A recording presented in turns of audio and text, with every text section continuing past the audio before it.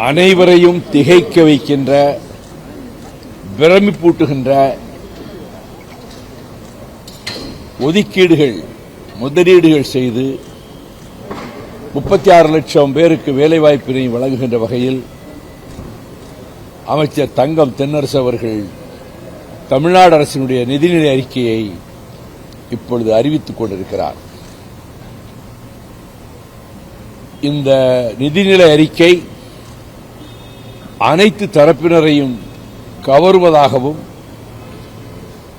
பொருளாதாரத்தில் தமிழ்நாட்டை முன்னிடத்துக்கு கொண்டு வருகின்ற வகையில் இதுவரை நிறைவேற்றப்பட்டிருக்கிற திட்டங்களை சுட்டிக்காட்டி அடுத்து செய்ய வேண்டிய திட்டங்களுக்கான ஒதுக்கீடுகளையும் அவர் அறிவித்துக் கொண்டிருக்கிறார்.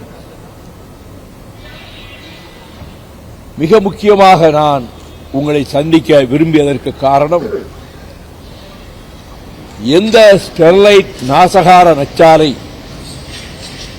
மகாராஷ்டிராவிலே இருந்து உடைத்து நொறுக்கப்பட்டு அன்றைய முதலமைச்சர் சரத்பவார் கொடுத்த லைசன்ஸை ரத்து செய்த பின்னர்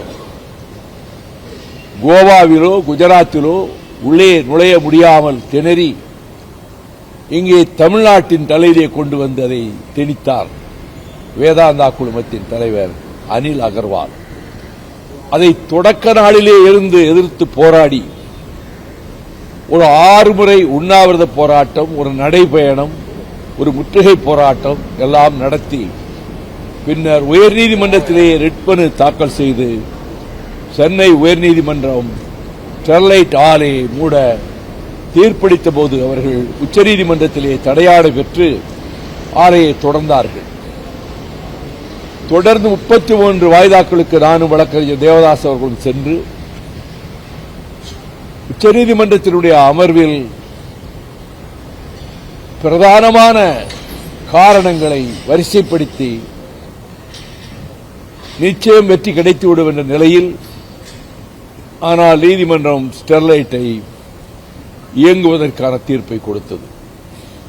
அதன் பின்னர் மீண்டும் தூத்துக்குடியிலே நச்சுப் புகை பரவிய நேரத்தில்